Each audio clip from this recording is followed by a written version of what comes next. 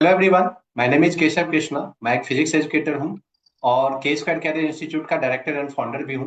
मैं आज आपको मिलाने वाला हूं एक ऐसे बच्चे से जो कि अभी एमबीबीएस फाइनल ईयर में है। 2022 में नीट क्रैक किया था।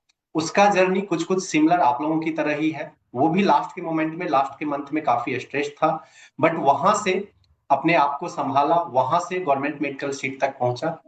तो डिस्कस करेंगे इस वीडियो में हम लोग कि इस लास्ट के मोमेंट में 20 दिनों में स्पेशली आपको क्या करना चाहिए, कैसे अपने आप पे संयम रखना चाहिए, कैसे इस मोमेंट को हैंडल करना चाहिए ताकि आप एक गवर्नमेंट कॉलेज तक पहुंच सकते हो और एक आप एमबीबीएस सीट ले सकते हो। तो कल मैं सबसे पहले आपसे चाहूंगा कि आप अपने बारे में खुद से इंट्रोडक्शन बता दो कि आप कहाँ से जी। बिलोंग करते सो हो, एग्जैक्टली आप अभी क्या कर रहे हो, लाइक किस कॉलेज में हो और कौन सा ईयर है आपका।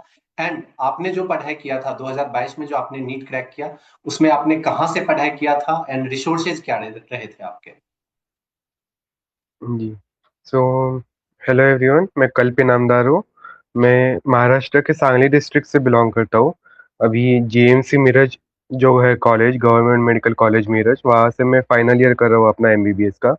नीट 2022 में मैंने एग्ज़ाम क्रैक किया था।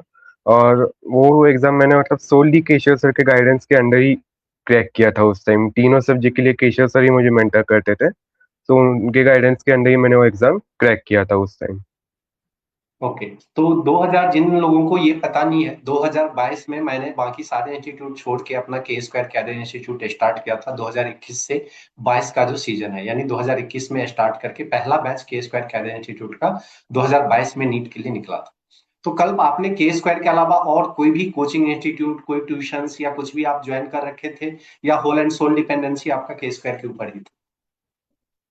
सो जो मेरा नीट का फर्स्ट अटेम्प्ट था, तब मैं मतलब उस कोचिंग इंस्टीट्यूट में था जहाँ पे सर बाद में ज्वाइन हुए थे। पर वो कोचिंग इंस्टीट्यूट से मुझे खास कुछ फ़ायदा हुआ नहीं। वो मतलब उतना मेरा एक्सपीरियंस भी वहाँ का अच्छा नहीं रहा।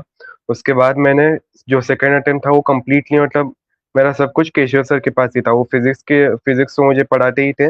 बायोलॉजी और केमिस्ट्री का भी वही गाइड करते थे मुझे कि कैसे पढ़ना है, कहाँ से पढ़ना है। कभी कभी ये किसी को पूछ के मुझे गाइड किया करते थे, या फिर बहुत बार उन्होंने खुद से ही गाइड किया है मुझे। सो सेकेंड अटेम्प्ट मैंने सोली केशव सर के गाइडेंस के अंदर ही क्रैक किया है। ओके, नेक्स्ट क्वेश्चन ये है कल कि आपका जो जर्नी रहा है वो काफी पेनफुल रहा है, आप भी काफी स्ट्रेस से गुजरे हो। स्पेशली ये जो लास्ट के मंथ होते हैं और लास्ट के 20 दिन होते हैं, तो मुझे जहां तक याद है कि आप जब फुल टेस्ट दे रहे थे, बच्चे जैसे हर बच्चे फुल टेस्ट देना स्टार्ट करते हैं, और पहले फुल टेस्ट में ही काफी कम मार्क्स आया था आपका। 272 स्कोर रहा था आपका, जो फर्स्ट फुल टेस्ट हुआ था। और फुल टेस्ट के बाद एक निगेटिविटी चीजें तो आती है, क्योंकि एग्जामिनेशन के अगर एक महीने पहले, 30 दिन पहले या 20 दिन पहले किसी के 272 ओनली स्कोर आए, तो ऑलमोस्ट वो होप लूज कर चुका होता है और उसे लगता है कि नहीं, अब तो कुछ नहीं हो सकता है। क्योंकि सामने ये दिखता है कि बच्चे 2 साल से ड्रॉप ले रहे हैं, 3 साल से ड्रॉप ले रहे हैं, कोई 5 साल से भी तैयारी कर रहा है और उनका नहीं हो रहा है। तो किसी का अगर हम्म। 272 मार्क्स आए उस टाइम में, तो नामुमकिन सी चीजें लगती है। तो उस टाइम में आपका क्या रिएक्शन रहा था, आपके अंदर क्या चीजें चल रही थी, और उन चीजों को फिर आपने कैसे ओवरकम किया। एक तो मतलब ऐसा था कि मेरा सिलेबस भी उस टाइम थोड़ा लेट कंप्लीट हुआ था। जो होना चाहिए था उससे थोड़ा लेट कंप्लीट हुआ था। उसके बाद मैंने मॉक टेस्ट वगैरह लगाना चालू किया। तो उसमें एज मेरा स्कोर मतलब बहुत कम आया था, 300 के अंडर मेरा स्कोर था उस टाइम। तो वो एक था कि वो ब्रेक डाउन हो चुका था, वो पॉइंट, वो ब्रेक डाउन पॉइंट था मेरे लिए। तो मैं बहुत ब्लैंक था उस टाइम, दिमाग में मतलब बहुत सेल्फ डाउट था कि मतलब एग्जाम अभी कुछ दिनों में है और मॉक टेस्ट में मेरा स्कोर नहीं आ रहा। तो फिर अब इम्प्रूव कैसे करना है। तो फिर उस टाइम फिर वही था कि अब सेकेंड अटेम्प्ट है, इसके आगे तो मैं अफोर्ड नहीं कर पाऊंगा कोई अटेम्प्ट लेना। तो फिर उस टाइम फिर मैंने वो वही किया, मतलब जो सर ने मुझे बताया कि रिवीजन करना चाहिए ज़्यादा से ज़्यादा और प्रैक्टिस करना है। तो प्रैक्टिस मेरा मॉक टेस्ट के थ्रू हो जाता था। रिवीजन पे मैंने बहुत अच्छे से फोकस किया। फिर उस टाइम मेरे पास जो कुछ भी, मैं कन्फाइंड मेरा मटेरियल था, शॉर्ट नोट्स का एक बुक फिजिक्स का, एक बुक केमिस्ट्री का और बायो का एनसीईआरटी। तो फिर उस टाइम मेरे पास जो वो तीन मटेरियल था, वो तीन बुक्स से उसी से बार बार रिवीजन करना मैंने शुरू किया। क्योंकि सिलेबस खत्म हो गया था पर मेरा रिवीजन नहीं था, इसलिए मेरा स्कोर भी बहुत कम आया था। तो फिर वो लास्ट के जो दिनों में जो मैंने मेरा रिवीजन रहा ना, वो शायद वो एक पॉइंट था कि मेरा सिलेक्शन हो गया। क्योंकि ये लास्ट के दिनों में रिवीजन बहुत मैटर करता है। कुछ चीजें ऐसी भी होती है कि जो आपने पहले कभी नहीं पढ़ी, पर अगर वो उस पीरियड में आपने थोड़ा बहुत भी एक आध फॉर्मूला देख लिया या फिर कुछ ऐसा, मतलब आपको मतलब पॉइंट पता चल गया कि ये चीज अगर रट्टा मार ली तो फिर क्वेश्चन बन जाएगा, पूरा कॉन्सेप्ट नहीं पता फिर भी। तो ये जो ऐसे छोटे छोटे पॉइंट्स है उसकी वजह से मार्क्स बढ़ने लगते हैं, तो रैंक भी ऊपर चला जाता है, सिलेक्शन का चांसेस, सिलेक्शन का प्रोबेबिलिटी भी बढ़ जाता है, जो मेरे साथ हुआ उस टाइम। तो अगर अपन एक वर्ड में बोलें कि अगले 20 दिन में किसी बच्चे को 100% सिर्फ और सिर्फ उसी पे फोकस करना चाहिए, तो वो क्या चीजें आप सजेस्ट करोगे? 100% रिवीजन पहली चीज, तो जैसे मैंने बोला क्रिस्प मटेरियल आपका होना चाहिए रिवीजन का। फिजिक्स में शॉर्ट नोट्स में सिर्फ आपने फॉर्मूला रिवाइज करने हैं सारे। उसके बाद केमिस्ट्री में आपने फिजिकल के सारे फॉर्मूलाज, इन ऑर्गेनिक और इनऑर्गेनिक के रिएक्शंस, ये चीज है। और बायोलॉजी का एनसीईआरटी, आपने पूरा साल जो एनसीईआरटी पढ़ा है और क्वेश्चंस सॉल्व किए, उसके बाद आपने एनसीईआरटी में चीजें हाईलाइट करके रखी होंगी वो। बायोलॉजी में डेटा बहुत इंपॉर्टेंट है, मतलब साइंटिस्ट के नाम हो गए, एग्जाम्पल्स हो गए, फैक्चुअल डेटा जो है वो बहुत इंपॉर्टेंट है। सो ये चार पांच चीजें हैं, मतलब तीन सब्जेक्ट है, तीन का एक एक किताब, और उसमें जो स्पेसिफिक चीजें है फॉर्मूला और फैक्चुअल डेटा, ये अगर अच्छे से रिवाइज कर लिया ना, आराम से क्वेश्चंस निकल जाएंगे नीट के आपके। तो बच्चे को काफी ज्यादा रिवीजन पे इस टाइम फोकस करना चाहिए, जो बच्चे यस यस।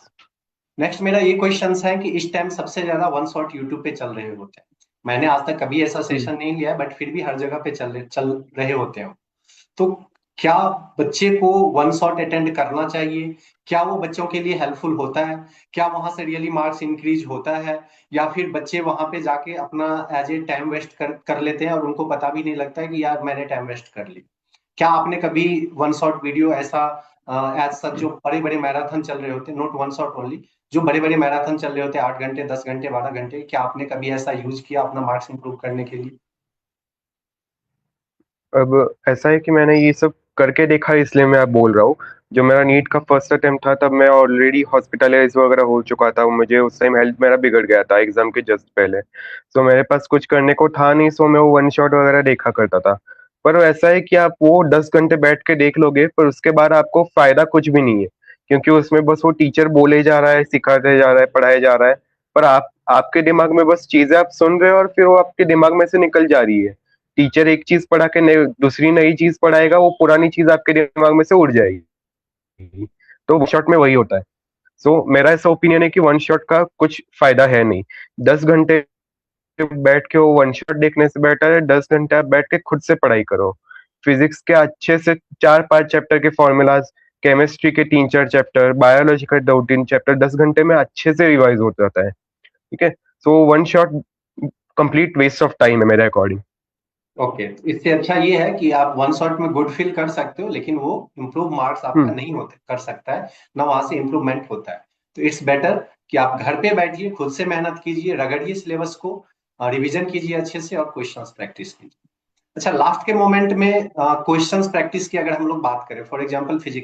फिजिक्स में फार्मूले तो बच्चे रिवाइज कर लिए, लेकिन क्वेश्चंस प्रैक्टिस जो रहते हैं हम्म। वो केमिस्ट्री में भी फिजिकल के हो गए, इनऑर्गेनिक के हो गए, ऑर्गेनिक के हो गए, ये जो क्वेश्चंस प्रैक्टिस रहते हैं, ये कितना इंपॉर्टेंट रहता है और कैसे बच्चे को करना चाहिए, और इसके लिए क्या सोर्सेज फॉलो करना चाहिए? इवन आपने क्या फॉलो किया था जब अपने सिलेक्शन के टाइम? सो ऐसा है कि क्वेश्चन प्रैक्टिस तो जरूरी है, पर सिलेक्टिव क्वेश्चन प्रैक्टिस। इसका मतलब क्या हुआ कि आप कोई भी एक फिजिक्स का फॉर्मूला उठा लीजिए या फिर बायो की एनसीईआरटी की कोई भी एक लाइन उठा लीजिए। अब इस एक फॉर्मूला या एक लाइन से 10 या 15 टाइप के अलग अलग क्वेश्चंस बन सकते हैं। मैं उसी फॉर्मूला को घुमा के, उसी लाइन को घुमा के 10-15 अलग अलग तरीके से पूछ सकता हूँ। तो वो 10-15 बार एक ही चीज रिवाइज क्वेश्चन प्रैक्टिस करना, उसमें कुछ पॉइंट नहीं है अभी लास्ट के दिनों में। सो आपको फोकस इस चीज पे करना चाहिए कि आप रिवीजन करो, वो फॉर्मूला अपने दिमाग में अच्छे से बिठा लो, और उससे रिलेटेड एक या दो सिलेक्टिव क्वेश्चंस प्रैक्टिस कर लो, ताकि आपको पता चले कि उस चीज को अप्लाई कैसे करना है। जब एग्जाम में क्वेश्चन आएगा तो वो फॉर्मूला कैसे अप्लाई करना है, या फिर वो बायो की जो लाइन है उसको, उसका कॉन्सेप्ट क्या है, तो फिर वो कॉन्सेप्ट यहाँ पे मैं कैसे अप्लाई करूँ इस क्वेश्चन में, वो एक क्वेश्चन से आइडिया लग जाता है अगर आपने अच्छे से रिवाइज किया होगा तो। वो उतना कर लो और आगे नेक्स्ट कॉन्सेप्ट पे, नेक्स्ट टॉपिक पे बढ़ो। वरना 10-15 क्वेश्चन एक ही चीज पे अगर आप रिवाइज करते रहोगे तो फिर आपका टाइम ऐसे ही निकल जाएगा। अभी के टाइम में रिवीजन ज्यादा इंपॉर्टेंट है, question practice is very important, but selective question practice, और उससे भी ज्यादा इंपॉर्टेंट है रिवीजन। और जहां तक मेरी बात है, मुझे उस टाइम केशव सर ही मतलब क्वेश्चंस प्रोवाइड किया करते थे तीनों सब्जेक्ट के। उनका जो मॉक टेस्ट सीरीज था उस टाइम मैं वो फॉलो करता था। तो मैं पूरा दिन बैठ के रिवीजन करता था, और फिर जब वो टेस्ट होता था मैं टेस्ट देता था। उसके बाद मेरा जो कुछ भी गलतियां होती थी, तो मैं या तो अपने बुक में हाईलाइट कर लेता था, या फिर वो याद रखता था कि ये कॉन्सेप्ट मेरा वीक है, ये क्वेश्चन मुझे आता नहीं, या फिर ये चीज ऐसी है जो मैंने पढ़ी नहीं, और अगर मतलब मैंने बस इतना सा फॉर्मूला याद रख लिया, ये क्वेश्चन आराम से बन जाएगा मुझसे। तो ऐसे कुछ चैप्टर्स ऐसे भी होंगे आपके जो आपने नहीं पढ़े हैं पूरे साल, तो फिर आप उन चैप्टर्स का, जैसे मेरा फॉर एग्जांपल मुझे याद है वो फ्लूइड वाला जो चैप्टर था, फ्लूइड डायनामिक्स या फिर फ्लूइड का फिजिक्स, वो मैंने नहीं पढ़ा था। तो उसके मैंने मतलब नोटिस किया कि दो तीन ऐसे क्वेश्चन है जो बस फॉर्मूला याद रख लूंगा तो फिर क्वेश्चन बन जाएगा। तो फिर वैसे मैंने वो याद कर लिया था। रे ऑप्टिक्स के कुछ कुछ सवाल मुझसे नहीं बनते थे, तो बस मैंने वो फॉर्मूला याद कर लिया था। उसके बाद एग्जाम में भी मैंने सेम वो अप्लाई किया और मेरे वो क्वेश्चंस बन गए थे। मेजॉरिटी क्वेश्चंस मेरा मतलब सबसे हाईएस्ट स्कोर मेरा फिजिक्स में ही था। मेजॉरिटी क्वेश्चंस बन गए थे मेरे। तो ये जो बच्चे अपने घर में एक लाइब्रेरी बनाए रहते हैं, क्योंकि आजकल डिजिटल रिसोर्सेज मिलते हम्म। हैं उनको, और कोई भी कोचिंग का मॉड्यूल हो या बहुत सारे बुक्स हैं इजीली अवेलेबल रहते हैं, ऑनलाइन ऑफलाइन हर जगह इजीली अवेलेबल रहते हैं। हम्म। तो हर नीट एस्पिरेंट्स यही काम करते हैं, क्योंकि पिछले 1 साल या 2 साल में वो लाइब्रेरी अपने घर में जरूर बना लेते हैं, चाहे कुछ हो ना हो। तो इस टाइम उस उन चीजों को कैसे कंट्रोल करना चाहिए, क्योंकि हो सकता है आपके पास भी काफी रिसोर्सेज रहे होंगे, आपके पास भी काफी बुक्स मॉड्यूल रहे हम्म। होंगे। तो इस टाइम किस माइंडसेट से काम करना चाहिए और कैसे अपने आप को रोकना चाहिए? आपने ये तो बता दिया कि प्रिसाइजली मटेरियल फॉलो करो, रिस्ट्रिक्टेड वे में फॉलो करो, हम्म। बट बच्चे की जो बार बार माइंड डेविएट होते रहती है कि नहीं नहीं मैं पीवाईक्यू भी लगा लेता हूँ, नहीं नहीं मैं ये मॉड्यूल भी लगा लेता हूँ, नहीं नहीं मैं ये बुक भी कर लेता हूँ, उन चीजों को बच्चे कैसे रोकें, अपने आप को वहां जाने से कैसे रोकें? सो यहाँ पे ऐसा है कि मतलब आसपास ऐसे सारी किताबें लेके बैठ के पढ़ोगे तो दिमाग में कुछ नहीं रहने वाला अभी के लिए। आपको बस अभी एग्जाम क्रैक करना है। आपको उस सब्जेक्ट में डिग्री नहीं लानी या फिर उस सब्जेक्ट को मास्टर नहीं करना। अभी अपना फोकस क्या है, एग्जाम क्रैक करके एमबीबीएस में अपना एडमिशन लेना जीएमसी कॉलेज में। तो बस तीन किताबें मैंने जैसे बोला, बायो का एनसीईआरटी, केमिस्ट्री के शॉर्ट नोट्स, फिजिक्स के शॉर्ट नोट्स, तीन किताबें रिवीजन के लिए मोर देन इनफ है। इन्हीं को बार बार पढ़ते रहो। पहले मेन क्वेश्चन तो बन जाने दो इन्हीं चीजों को। वो मतलब कुछ कुछ बच्चों का होता है कि ये बहुत कुछ ऐसे मतलब आउट ऑफ सिलेबस क्वेश्चन आएगा या फिर आउट ऑफ एनसीईआरटी क्वेश्चन आएगा, वो भी प्रिपेयर कर लेता हूँ। पहले जो एनसीईआरटी में से क्वेश्चन आने वाले हैं, पहले वो तो कर लो। 45 क्वेश्चन होंगे, उसमें से एक या दो आउट ऑफ सिलेबस अगर आया तो आएगा। पर पहले जो बाकी 42 43 क्वेश्चन है वो तो अपने पक्के कर लो, फिर बाद का बाद में सोचेंगे ना। और इतना कर लोगे सिलेक्शन आराम से मिल जाएगा। उन एक या दो क्वेश्चंस के पीछे भाग के अपना पूरा मतलब साल का मेहनत करना is not wise thing to do. Yes so exactly, बहुत स्पेशली फिजिक्स अपना, में जो होता हाँ। है, बहुत सारे ऐसे वीडियोस यूट्यूब पे भी रहते हैं कि जेई मेन के भी कर लो, जेई एडवांस के भी कर लो। तो उन बच्चों को आप हाँ। क्या सजेस्ट करो कि पहले उनको नीट का करना चाहिए, कैसे करना, क्या करना चाहिए? क्योंकि वो बच्चे बार बार कमेंट पहले करते रहते हैं कि सर जेई मेन का भी करना है, जेई एडवांस का करना है, उनको आप क्या सजेशन दोगे अभी? पहले नीट क्रैक कर लो, फिर उसके बाद अच्छे से घर में फिजिक्स का बुक का लाइब्रेरी बनाना और रोज क्वेश्चन सॉल्व करते बैठना जब तक एमबीबीएस में एडमिशन हो जाता है तब तक।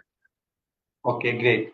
ओके, तो कल जो अपना पहला बैच था, यानी के स्क्वायर का जो 2021 से 22 हम्म। का बैचेस था, उसमें हम लोगों ने काफी चीजें डेवलप की थी, कुछ चीजें प्रोसीजर में थी लेकिन वो कंप्लीट नहीं हो पाई थी। तो आप लोगों के लिए जो डेवलप किया था वो उस टाइम फिजिक्स का ब्रह्मास्त्र डेवलप किया गया था, ब्रह्मास्त्र क्वेश्चंस का, जिससे कि हम्म। बच्चे सेलेक्टिव क्वेश्चंस प्रैक्टिस करें। तो वो कैसे हेल्पफुल रहा था आपके जर्नी में, वो कितना इम्पैक्टफुल रहा था, और कैसे वो मार्क्स बूस्ट करने के लिए हेल्प करता है, वो बताओगे आप?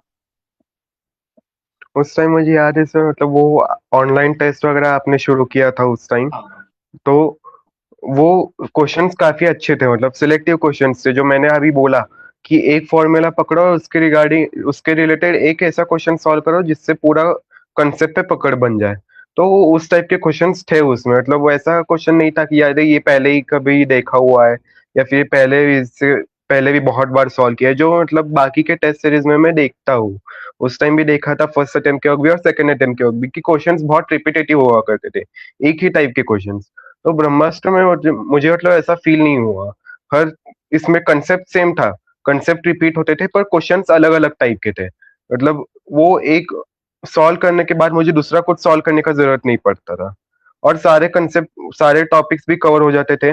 और हर टेस्ट में अलग वैरायटी का क्वेश्चन, सो मेरा प्रैक्टिस वहां से अच्छा खासा हो जाता था सर, मतलब क्वेश्चंस का। ओके। तो और कोई भी और रिसोर्सेज की जरूरत नहीं होती अगर ये बच्चा अच्छे से प्रैक्टिस कर ले। कई सारे बच्चे के मोर देन कमेंट्स इनफ है रहते हैं, सर। कई सारे बच्चे के डॉट्स रहते हैं, यूट्यूब पे उनका कमेंट रहता है कि क्या मैं बस इतना कर लूं, क्या मैं बस इसको अच्छे से करके चला जाऊं तो सिलेक्शन हो जाएगा। तो क्या आप बताओगे उनको, क्या इसको अच्छे से कर लेने से सिलेक्शन हो सकता है, या आपने ऑलरेडी सिलेक्शन लिया हुआ है तो वो कितना इम्पैक्टफुल रहता है? मतलब अगर सिर्फ आंख जैसे बंद उन बच्चे करके। का मेन कंफ्यूजन ये है कि हम्म। मैं इसके साथ साथ ये भी कर लूं वो भी कर लूं या बस इसको अच्छे से कर लूं, उसके लिए आप क्या सजेस्ट करोगे?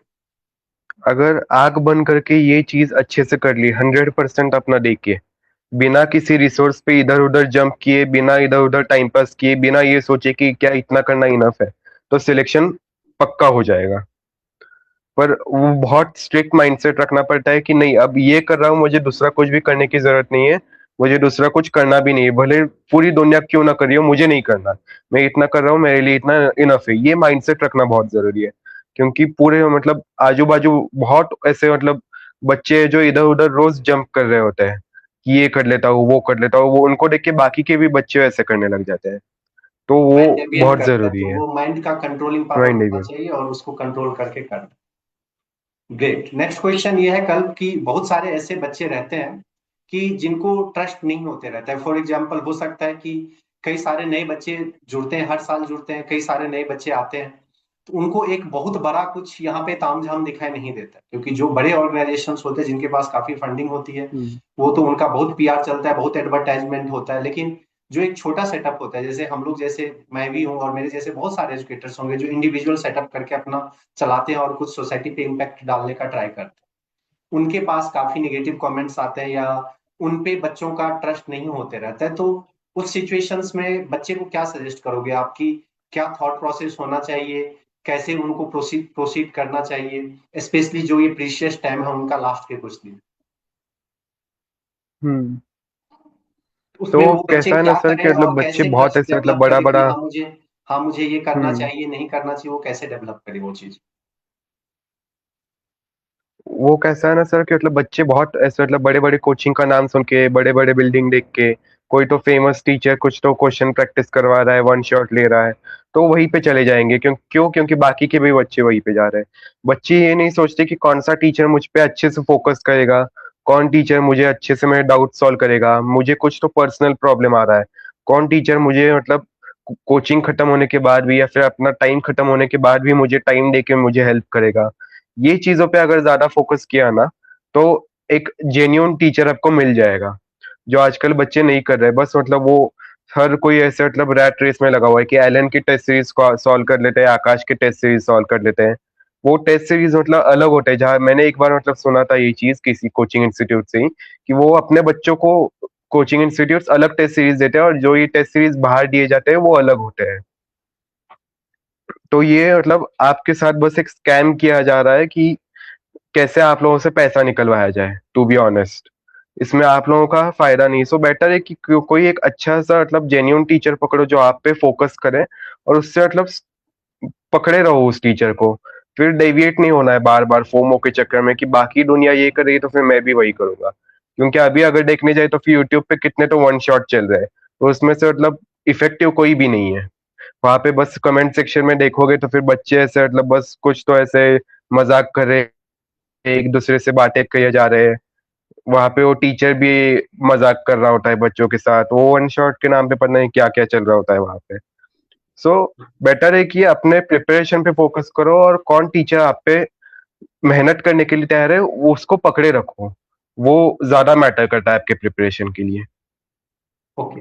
फिर जो ये एक फेज होती है बच्चे को उन चीजों में कैसे, जैसे हर दिन कई सारे ऐसे बच्चे रहते हैं जहाँ पे हर दिन उनको ये फीलिंग आती है कि मेरा सिलेक्शन हो सकता है नहीं हो सकता है, ओवर थिंकिंग बहुत ज्यादा आते हैं बच्चे, मैसेज करते रहते हैं कि सर इतनी ही दिन बचे, मेरा हो जाएगा ना, सर आप बता दो, कर पाऊंगे ना।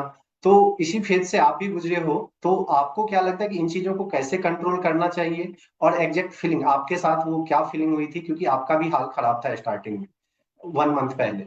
तो वहां से कैसे बच्चे को मूव ऑन करना चाहिए, कैसे अपना मार्क्स इंक्रीज करना चाहिए, और क्या थॉट प्रोसेस एग्जैक्टली रखना चाहिए जिससे कि उसको डिमोटिवेटेड नहीं होना पड़े और वो मोटिवेशन के साथ प्रिपरेशन करते रहे। सर ऐसा मतलब एक चीज ऐसी है ना कि दिमाग में पूरे दिन में हजारों थॉट्स आते हैं, तो हमें मतलब वो कंट्रोल रखना होगा कि हम कौन से थॉट को कितना इंपॉर्टेंस देंगे। दिमाग में थॉट आएगा कि मतलब सिलेक्शन होगा या नहीं होगा, ठीक है, तो उस थॉट को मतलब साइड में रख दो। ऐसा सोचो कि हो जाएगा, मैं अगर अभी मेहनत करूंगा अच्छे से सिलेक्शन हो जाएगा। वो माइंडसेट रखो और पूरा अपना जोर रिवीजन पे वगैरह लगा दो। पूरा थोड़े 20 दिन बचे हैं अभी एग्जाम में, पूरा अपना मतलब जोर इन चीजों पे लगा दो। ठीक है, रिवीजन होगा नहीं होगा बाद की बात है। अगर अभी अपना टाइम पढ़ाई छोड़ के अगर इन सब चीजों में सोचने में लगा दोगे ना, तो फिर सिलेक्शन नहीं होगा।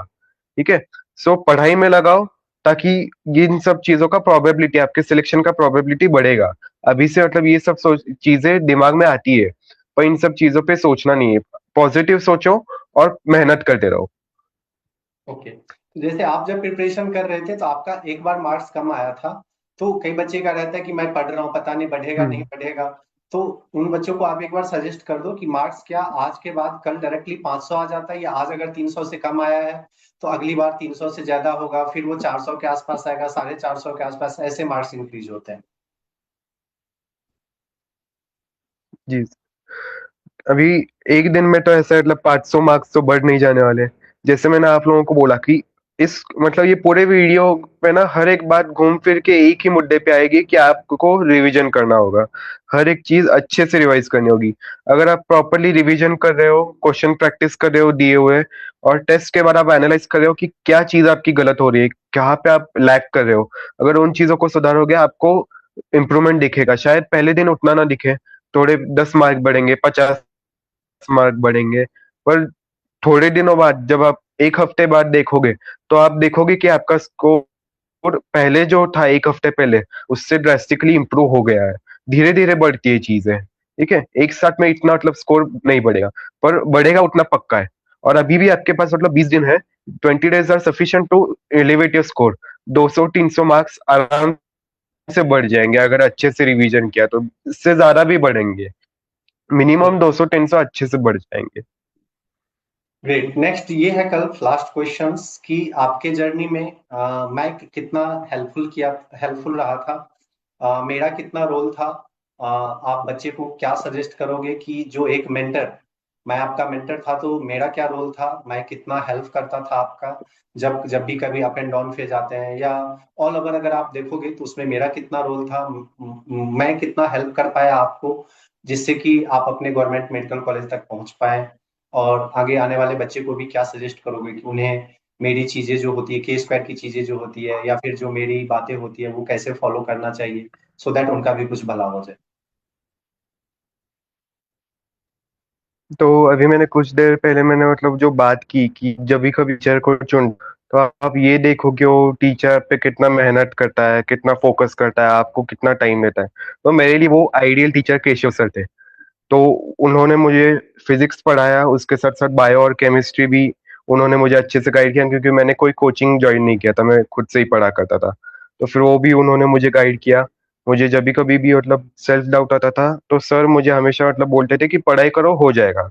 उन्होंने मतलब वो लास्ट के दिनों में भी मेरा स्कोर जब बढ़ नहीं रहा था, तभी भी सर ने मुझ पे एक बार भी ऐसे डाउट नहीं लिया कि मतलब नहीं होगा अब तुम्हारा वगैरह। वो हमेशा मुझे मोटिवेट करते। तो एक मेंटर का रोल होता है कि कभी कभी जब बच्चे का मतलब ब्रेकडाउन होता है ना, तो फिर वो उसको बच्चे को संभाल के रखे। तो सर ने मुझे वो संभाल के रखा था एंड मोमेंट तक। जैसे मैं एग्जाम हॉल के बाहर आया, मुझे सबसे पहले मुझे कॉल केशव सर का आया कि कैसा गया एग्जाम। तो वो एक होता है।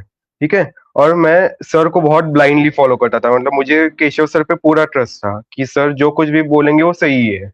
तो फिर वो जो कुछ भी मुझे मतलब बोलते थे कि ये कर लो, यहाँ से ये पढ़ लो, या फिर ये टेस्ट सीरीज दे दो, मैं ब्लाइंडली फॉलो करता था। और मैं सर से कभी झूठ भी नहीं बोलता था। मेरा मतलब सिलेबस एंड मोमेंट तक मतलब खत्म नहीं था, तो फिर वो सर को मैं हमेशा अपडेटेड रखता था कि आज मैंने इतना पढ़ाई किया, इतना पढ़ाई नहीं हो पाया जो इतना टारगेट था, मेरा ये चैप्टर बाकी है, मेरा ये सिलेबस बचा हुआ है। सर को मतलब मेरा इनसाइड आउट मेरा सब कुछ पता था कि मेरा सिलेबस स्टेटस का है क्या है। दो हम लोग बहुत मतलब दूर दूर रहते थे, तब मैं और सर अलग अलग स्टेट्स में हो करते थे फिर भी।